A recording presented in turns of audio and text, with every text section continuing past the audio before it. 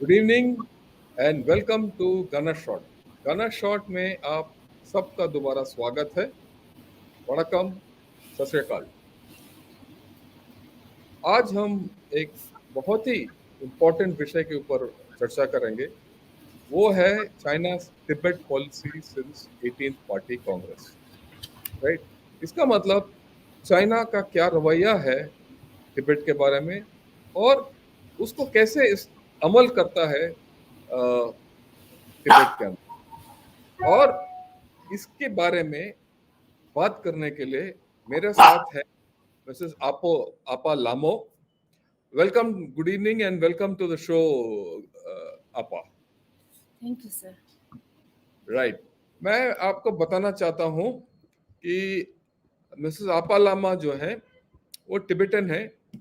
वो तिब्बत में पैदा हुई थी, पर इनका पढ़ाई पूरा अपने दिल्ली में हुआ। इन्होंने अपना पॉलिटिकल साइंस किया मिरांडा हाउस से, और उसके बाद पीएचडी किया जेएनयू से। राइट। आजकल वो रिसर्च स्कॉलर हैं सीसीएएस में। Right, centre for China studies. Right. और एंड स्ट्रेटजी, उसमें इन्होंने इंटरनेशनल लेवल पे बहुत कॉन्फ्रेंसेस अटेंड किया है। यहाँ तक ये यूरोपियन पार्लियामेंट में जाके इन्होंने ट्रेनिंग भी किया, ब्रुसेल, स्ट्रासबर्ग वगैरह में। और इंटरनेशनल कॉन्फ्रेंसेस में जाके जापान, न्यूयॉर्क वगैरह में इन्होंने अपना प्रेजेंट किया पेपर्स जो तिब्बत के बारे में लिखा है। और मैं सोचता हूँ कि आज हमारा ये सौभाग्य है कि वो आए हमारे पास और हमारे साथ बात करेंगे तिब्बत के बारे में। जी जिनपिंग किस तरीके से तिब्बत को रोन रहा है, साफ मैं बताऊं तो। राइट। और मैं ज्यादा बात नहीं करना चाहता हूँ इससे ज्यादा। और मैं सिर्फ यही है दोबारा, वेलकम टुडे इवनिंग आपा। If you can speak in Hindi, fine. If you cannot speak in Hindi, you can speak in English. ठीक? So don't worry. Okay? And allot time if you give me a little this thing. If you can speak in English, at the end of each slide, just pause. I'll translate a few issues into Hindi so that those people who know only Hindi can understand what you're speaking. Right? With this, over to you. And yeah, with your opening words, then you tell me when you want your slides. I'll get them on. All yours.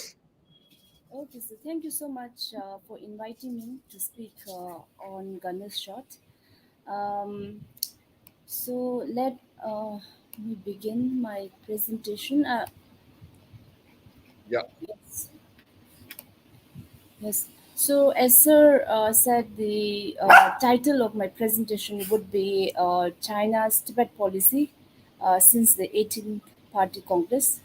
And the framework of the presentation would be so I'll be briefly introduce the title, and then I'll talk about the current situation in Tibet, then the propaganda campaigns that the CCP is carrying out in Tibet, and then their efforts to Sinicize Tibetan Buddhism, and then the role, enhanced role actually of the United Front Work Department and the Public Security Bureau. And then finally, I'll focus on China's increased attention to Tibet's borders. Next slide, please, sir. Mm, sorry. Yeah, don't worry. If you want to take a break, go take a break. Keep that fellow a little silent, and you can. Yeah, so No my problem. okay, my pet is Yeah, just that's okay. Don't worry. mm. Okay. So when Xi Jinping replaced Hu Jintao as the general secretary of the CCP in 2012, some in the Tibetan community in exile in India were hopeful and sanguine for a potential change in China's Tibet policy, owing to Xi Jinping's family's connection with Tibet and Tibetan Buddhism.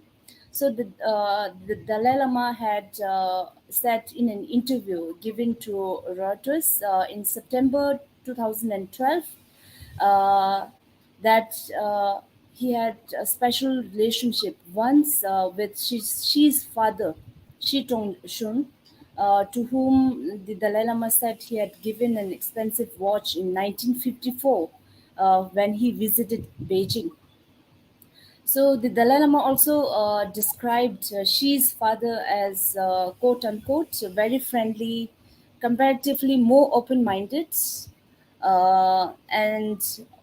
and he also said that Xi's wife, Xi Jinping's wife, Pen Liyuan, is a follower of Tibetan Buddhism, and that when Xi Jinping's mother was like passed away, she was buried with the rites of Tibetan or rites or rituals of Tibetan Buddhism.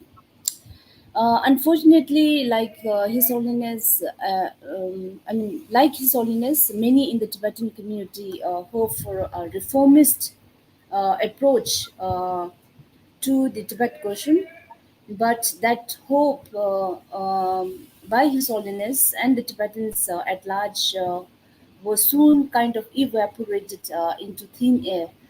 Because with the coming of Xi Jinping, they are even stricter, tighter, sort of nets in the sky, straps on the ground, kind of surveillance systems installed in Tibet, sorry, and then control over Tibetans have increased. So at present, if you can turn on the next page, sir.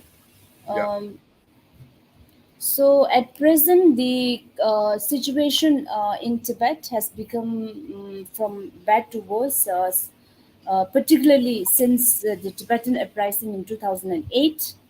And then in 2009, a new wave of protests started in the form of self-immolations. And then in 2011, there was this appointment of a soldier turned politician known by the name Chen Konkwa as the party secretary of Tibet, of what is called as the Tibet Autonomous Region.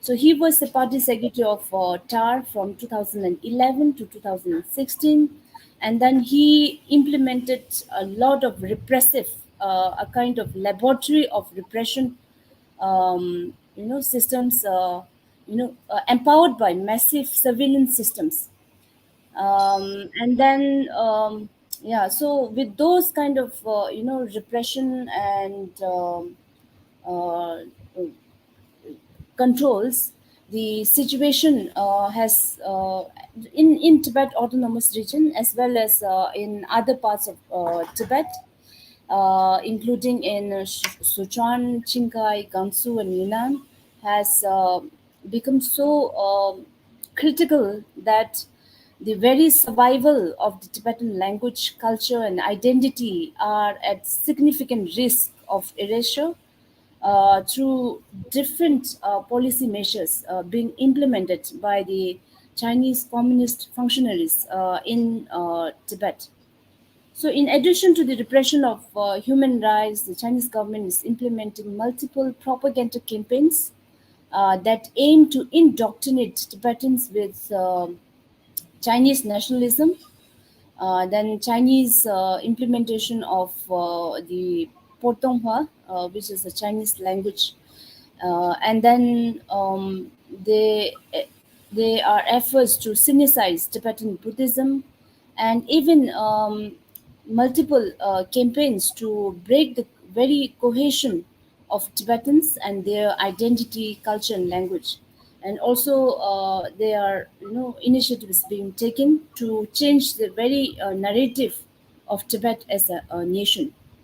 So in 2009, if you can see the screen, on February 2007, February 27, 2009, the first self-immolation by a Tibetan in Tibet carried out by Tape.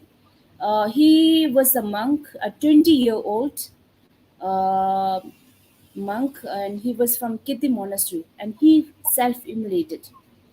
And till date, around 168 Tibetans, both inside and outside, have self-immolated against, meaning they have burnt themselves against China's illegal occupation of Tibet. Next slide, sir. या मैं Okay. संक्षिप्त में बताना चाहता हूँ कि आज अभी तक इन्होंने जो बताया है कि शी जिनपिंग का कुछ नाता था तिब्बत के साथ, राइट। दलाई लामा जी जो हैं वो शी जिनपिंग के पिताजी को जानते थे, और शी जिनपिंग का जो बीवी है वो भी बीवी और उसके माताजी भी वो तिब्बतन राइट्स को मानते थे।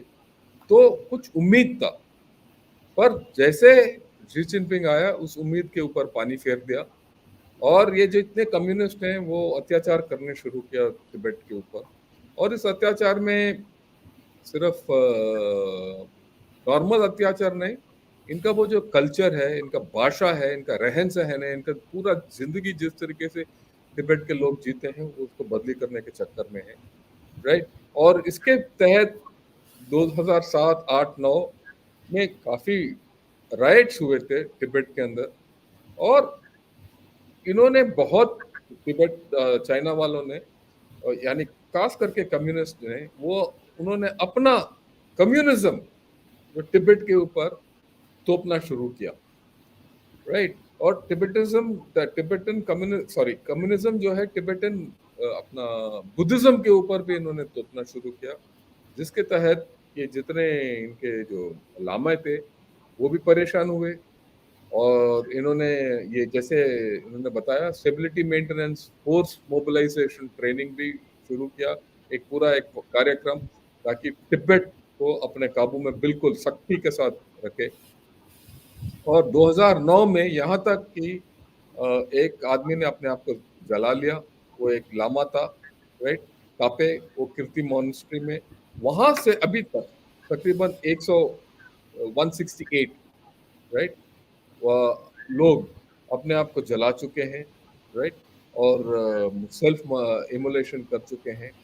और जो चाइना जो है हर तरीका अपनाता है कि तिब्बतन बुद्धिज्म को ही बिल्कुल मिटाने के लिए, राइट। और ये एक संगीन स्थिति है जो आगे आपा जी बताएंगे। Please go ahead. Okay, so as I said in my introduction, that there was this appointment of Chen Konkwa as so he was a former soldier, and he became the TAR party secretary from 2011 to 2016, and he later became the party secretary of Xinjiang. So when he was appointed as the party secretary, he had implemented a lot of surveillance systems, and one of which was the grid-style social management system of surveillance.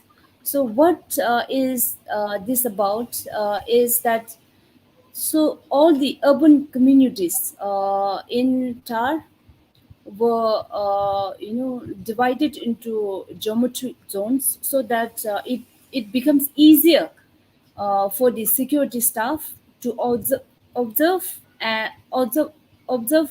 the activities of the people with the help of new technologies. So this grid style social management system of surveillance focuses on profiling and targeting individuals who they deem as potential problem or troublemakers for the Chinese government.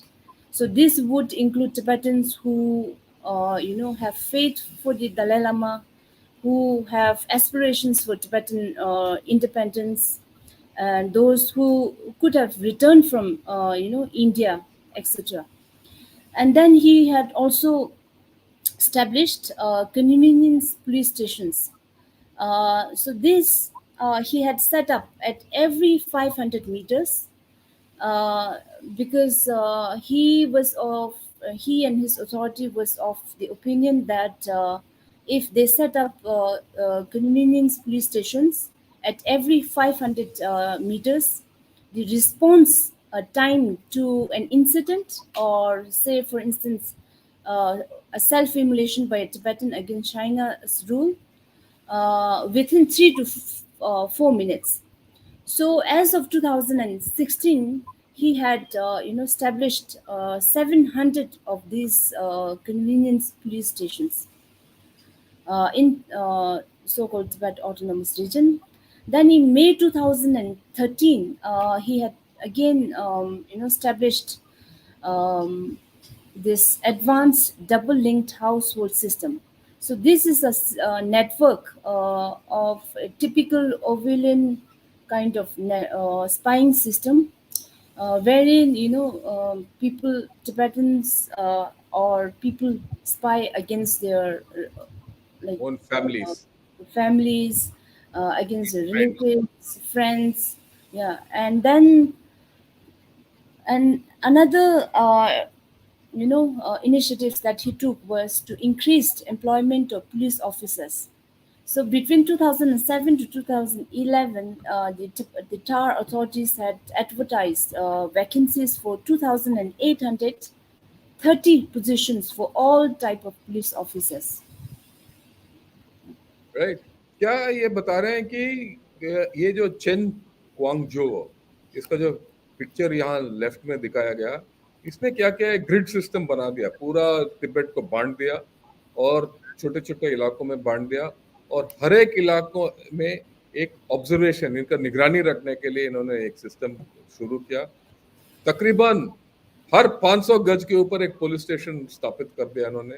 तकरीबन 2016 तक 700 police station इन्होंने स्थापित कर दिया, और लोगों को ऐसे प्रोत्साहन किया कि वो लोग अपने घर के अंदर ही स्पाइंग करते थे, दोस्तों के ऊपर निगरानी रख के ये कम्युनिस्ट वालों को बताते थे। और तकरीबन 2-3 हजार, यानी सिर्फ 4 साल के अंदर 207 और 211 के बीच में तकरीबन 3,000 पुलिस ऑफिसर इन्होंने दाखिल किया। और क्या किया इन्होंने कि तिब्बत में ही टिबेटन्स को ही इस्तेमाल करते हुए इनका जो पूरा सोसाइटी है उनको तोड़ दिया, ताकि वो अपने आप में एक दूसरे के साथ लड़े और एक दूसरे के साथ बात करें और एक दूसरे के साथ को चाइनीज कम्युनिस्ट पार्टी को बता दें। राइट, उसके बाद उन्होंने प्रोपेगेंडा वगैरह किया, जिस जो अभी आपा जी बताएंगे। Okay, so at present, the Chinese communist functionaries in Tibet has implemented a lot of propaganda campaigns, which are aimed at changing narratives of Tibetan history, Tibetan culture, and Tibetan identity, and then also, aimed at promoting assimilation of Tibetans into what they call as socialist society with Chinese characteristics in the new era, and all like some of these, as you can see from the slide, they are establishing, promoting residential schools or colonial boarding schools for Tibetan children, and there the medium of both dialectical and instruction are Potonghua, the Chinese language, and then the Chinese authorities in Tar has Tibet. Tar and other parts of Tibet have established culture stations. So to propagate Chinese culture, to to foster what they call as the communal sense of Chinese nation, basically Chinese nationalism, and then they also there are a number of initiatives to promote ethnic unity, Han, non-Han, Tibetans, and then there are campaigns to synthesize Tibetan Buddhism, and then a lot of campaigns actually. As you can see, there are campaigns of four consciousness, four standards, three consciousness, five key tasks, two maintenances, and two establishments. So all the tar as well as the party cadres in other parts of Tibet are obliged to abide by all these campaigns, and then the role of the United Front Work Department and the Public Security Bureau has increased over the years. and and and then eventually especially with the border clashes with India, the attention on Tibet's border, particularly with India, has increased in the recent years. तो आप देख रहे हैं कि इन्होंने क्या है कि कम्युनिस्ट वालों ने एक बड़ा कठोर तरीके से और सिस्टमैटिकली वो बदली करना चाहते हैं पूरा वातावरण को, तिब्बत के वातावरण को, राइट। और ये यहाँ स्कूल एस्टेब्लिश किया, वहाँ लैंग्वेज जो स्कूल में पढ़ाते हैं वो भी बदली कर दिया। वो अभी आजकल चाइनीज से तिब्बतन पढ़ाया नहीं जाता है। उनका जो कल्चर है, चाइना का कल्चर है, ये तिब्बत के ऊपर थोप रहे हैं, राइट। और चाइना नेशन के हिस्सा बनाना चाहते हैं। आपको यहाँ मैं बताना चाहता हूँ, अगर आप हिस्ट्री देखोगे, अगर आप चाइना का हिस्ट्री देखोगे तो तिब्बत कभी चाइना का हिस्सा नहीं था। जब भी चाइना में कोई राज्य बड़ा ताकतवर निकला आया तो उस वक्त क्या है, तिब्बत चाइना का हिस्सा था। जब चाइना के अंदर राजा या वो डायनेस्टी में कमजोरी थी तो तिब्बत अलग हो जाता था। और इनका जो रिलेशनशिप है ये माना जाता है वन ऑफ सुजरैनिटी। सुजरैनिटी का मतलब क्या है कि तिब्बत वाले मानते हैं कि हाँ आप राजा हो, आपको हम कुछ टैक्स वगैरह देंगे और हम अपना हर एक चीज इंडिपेंडेंटली करेंगे, राइट। आप हमारे से बड़े हो इतने ही मानते हैं। ये नहीं, इसका मतलब ये नहीं है कि हम आपके हिस्सा है। ये इतिहास में ये लिखा हुआ है। दूसरी बात आपको बताना चाहता हूँ, तिब्बत क्यों अलग है। तिब्बत इसीलिए अलग माना जाता है और ऐतिहासिक, आप सोचिए, ये जो ग्रेट वॉल ऑफ चाइना जो है वो दर्शाता है चाइना कहाँ तक है। अगर आप किसी मैप को देखोगे, कोई great wall of China Tibet के अंदर नहीं था, या चाइना जो है ये तिब्बत जो है किसी ग्रेट वॉल के अंदर नहीं था। ग्रेट वॉल के जो बाहर का इलाका चाइना का नहीं है और तिब्बत जो है ग्रेट वॉल ऑफ चाइना के बाहर है। इससे साफ जाहिर होता है ऐतिहासिक रूप से तिब्बत चाइना का नहीं हिस्सा नहीं है, पर इसको इलीगल तरीके से चाइना वालों ने 1959 से ऑक्यूपाई कर लिया। ठीक, okay, right, Okay, so I'll be speaking more about या the initiative as we go on. या And so, in the previous slide, if you remember, I spoke about these residential schools, or in other words, colonial boarding schools. So, there was this investigative report published by the Tibet Action Institute in December 2021, in which they have reported that Tibetan students are separated from their families and are subjected to highly politicized education. So they're primarily taught in Chinese language.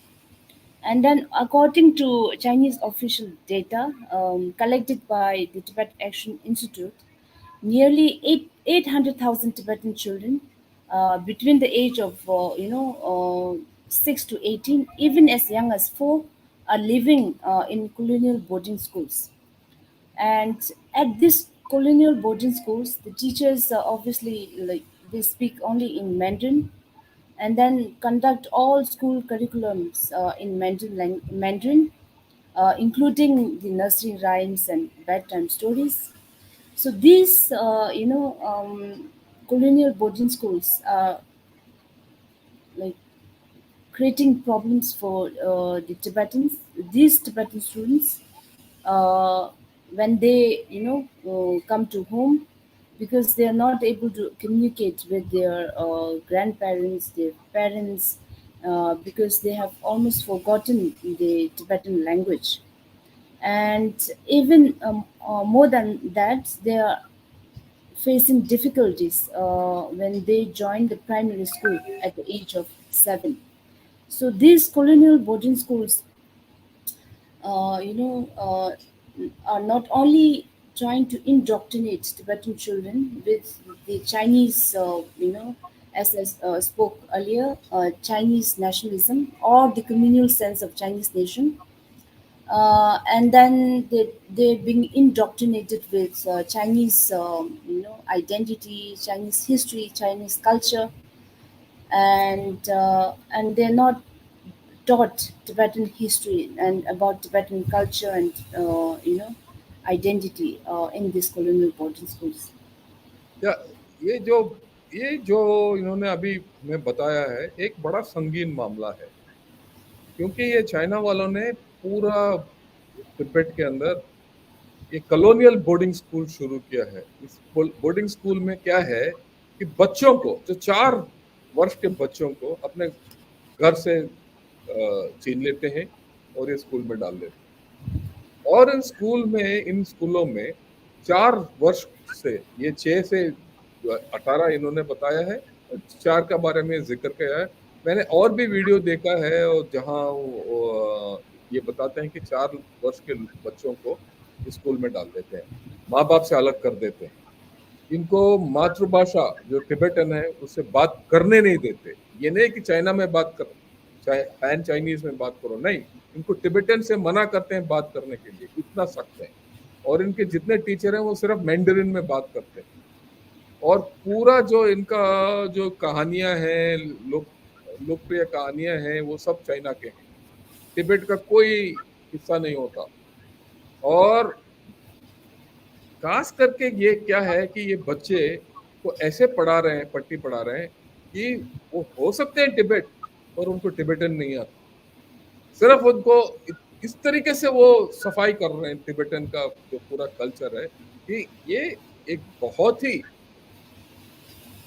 Dangerous situation और एक बहुत कठोर तरीके से ये China वाले कर रहे हैं। ये है चाइना का कम्युनिज्म और चाइना वाले। Okay, please carry on. Okay, and then another heavily campaign that's been carried out in Tibet is this effort to Sinicize Tibetan Buddhism. So the attempts to neutralize and dissipate the Dalai Lama's influence. Tibetans are by nature quite religious, and their faith to the Dalai Lama is palpable. And so, what China is trying to do is to neutralize the Dalai Lama and dissipate the Dalai Lama's influence on the daily lives of Tibetans in Tibet. So they're not allowed to keep photograph of the Dalai Lama. Then reincarnations of all the lamas, tukus, and rinpoches needs the approval of the CCP, Communist Party of China.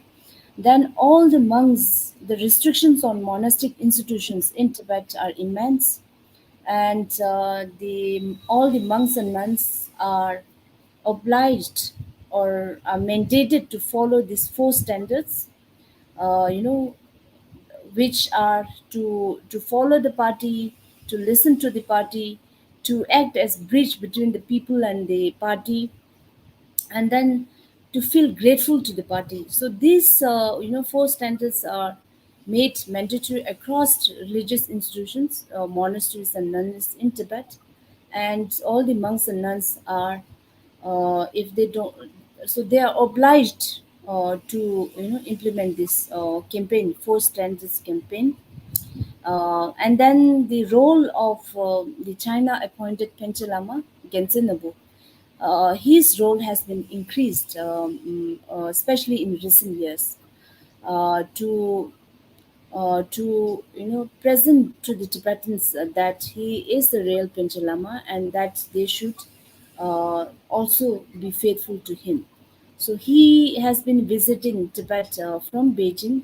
He's also the vice president of the China branch of Tibet Buddhist Association, and he has been visiting Tibet on a regular basis almost every year. So sometimes he spends, earlier he used to spend around 15 days, then later it has been increased. His visits have been increased to 1 month, 2 months, and even lately, 3, 4 months.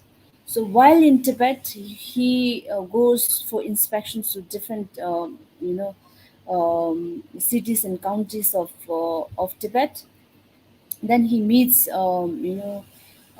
Tibetans, and then also do this Buddhist teachings, and then he also visits the seats of the Panchen Lama, the 10 Panchen Lama, and also the Panchen Lama who was abducted by the Dalai Lama, or by the Chinese Communist Party, and who was recognized by the Dalai Lama.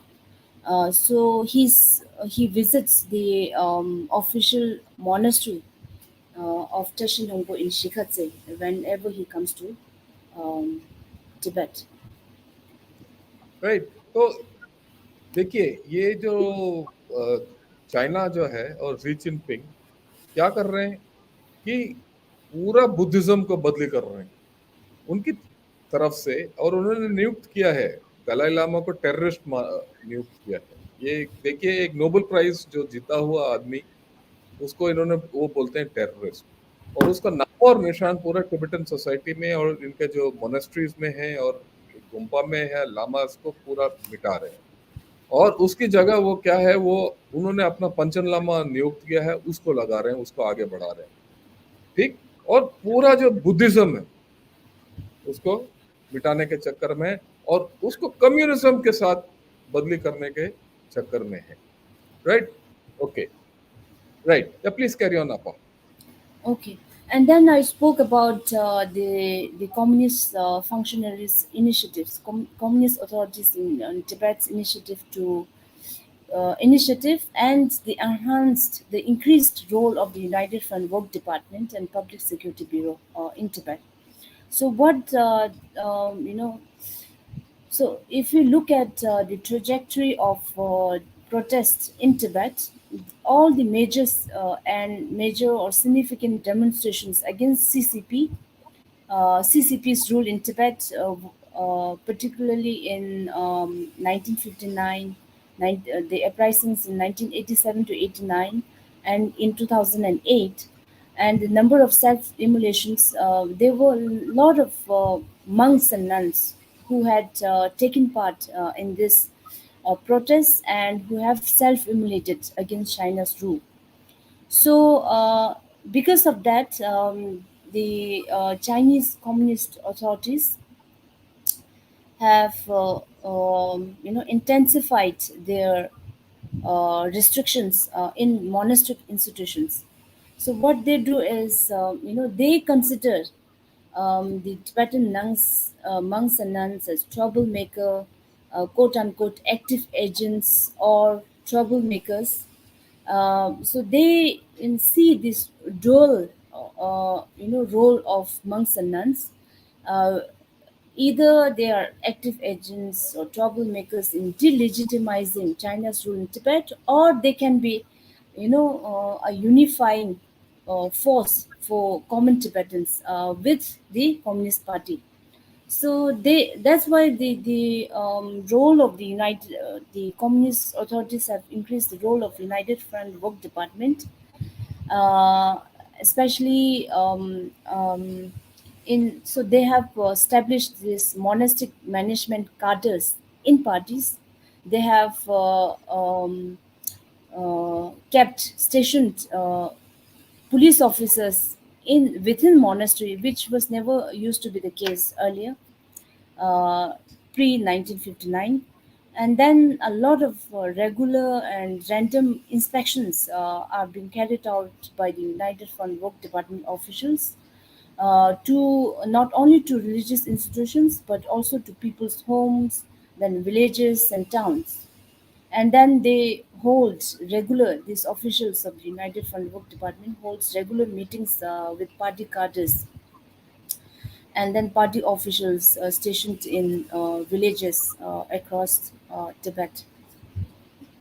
Right, या carry on. Next slide. Oh, या okay.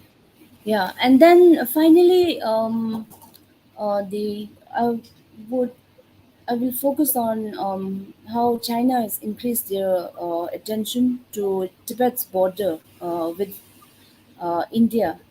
So, when Xi Jinping visited Tibet in July 2021, um, he spoke about consolidating and securitizing Tibet's borders. He also, advised common people to resettle in the borders. And so there's this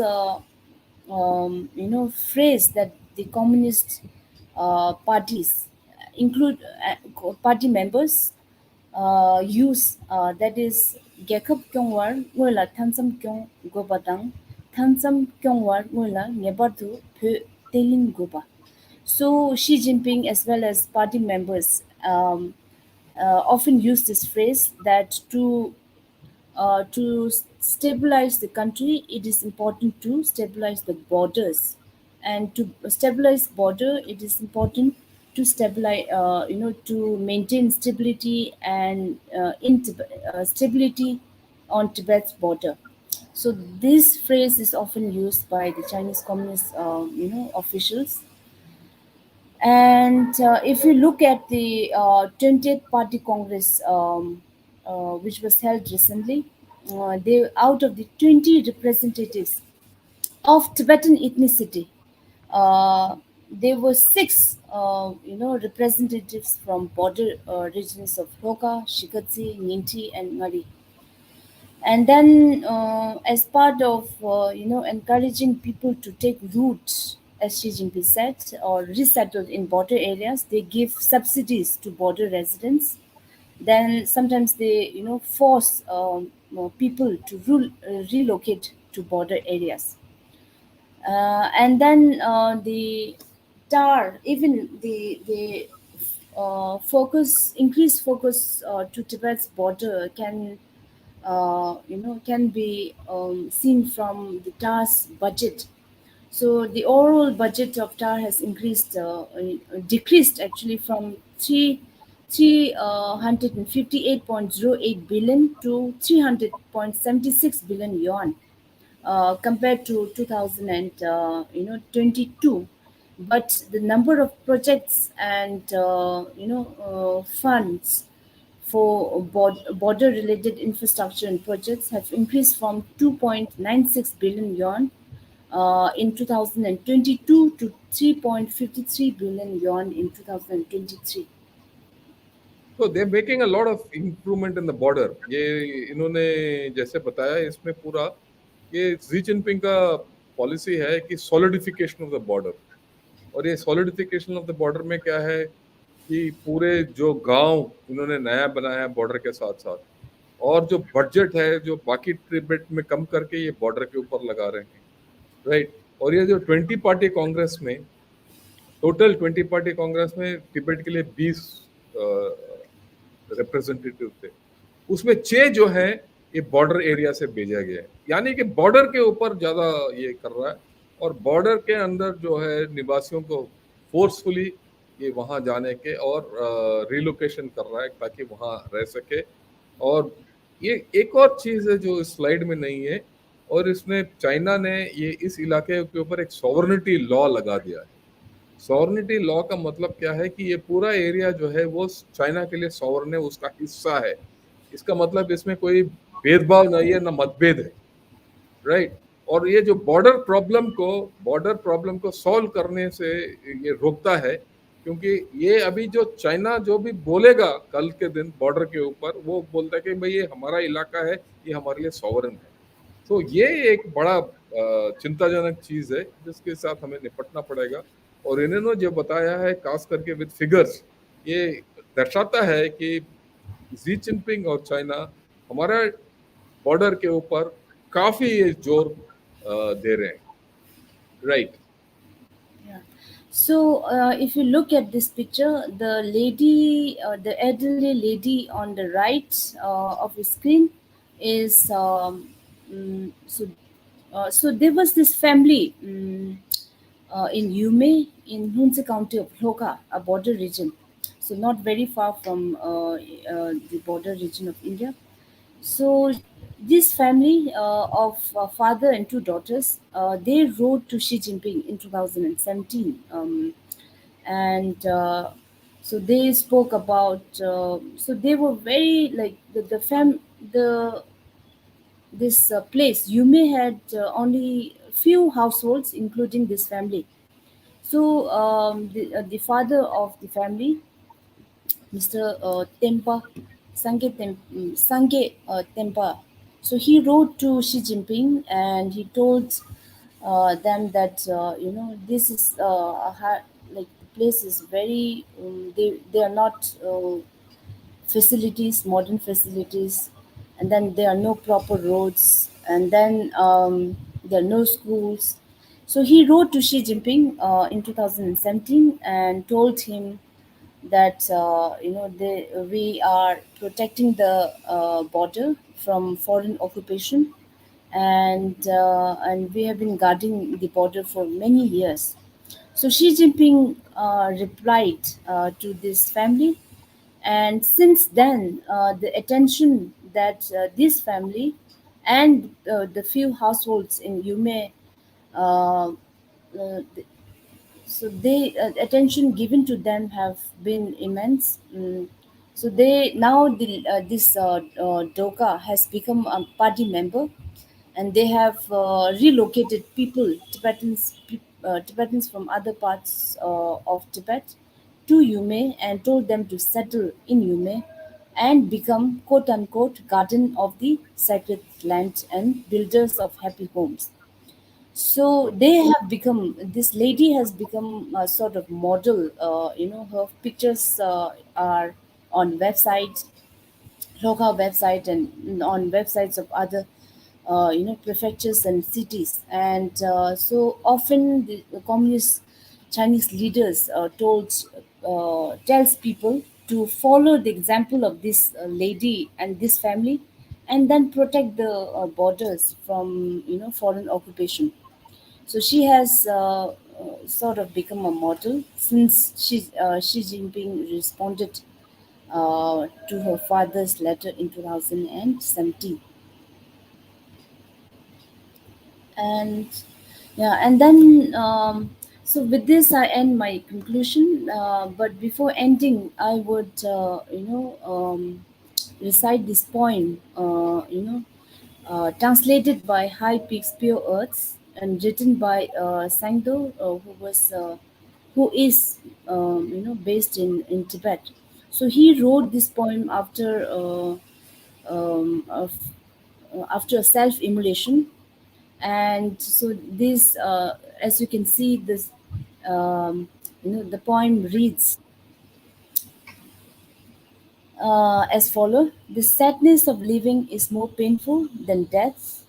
Unbearable sorrow turns you all into glowing red skeletons.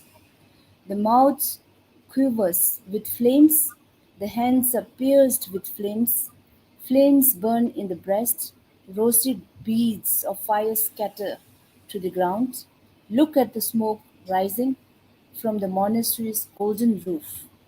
Look at the doors of each monk's cell. In every moment, after a storm bursts on one grassland, another storm bursts on the other grassland. Following the direction of the wind, dark shadows move accordingly. So this poem, as I said, was written after a self-immolation, but this pretty much sums up the current situation of Tibet and of Tibetans under China's occupation. So with this, I end my conclusion. Thank you, sir. Thank you Apaji, आपने बहुत अच्छा आपने हमें समझाया। Actually ये जो last poem जो आपने बताया, इससे जाहिर होता है, एक्चुअली मैं बताऊं तो ये तिब्बत का दुख भरी कहानी है ये, राइट, जिसमें जुल्म हुआ है इनके साथ चाइना के कम्युनिस्ट पार्टी वालों से, राइट। और ये पोएम लिखा गया है एक व्यक्ति जो अपने आप को जलाया था, उसके बाद इसको लिखा है। और ये इस पोएम को पढ़ने के बाद हमें पता चलता है एक्चुअली इसका क्या दिल के अंदर है, उन्होंने बाहर रखा, किस तरीके से ये चाइना वाले तिब्बतन्स, पूरा बुद्धिज्म तिब्बतन और इनका बॉर्डर एरिया या पूरा इस इलाके में किस तरीके से ये इनके साथ इतना बदसलूक व्यवहार कर, राइट, ओके। तो इसके साथ मैं हर वक्त, जैसे मैं चाइना के बारे में जब भी बोलता हूँ, राइट, इन्होंने थैंक यू भी बोल दिया। हम बोलते हैं थैंक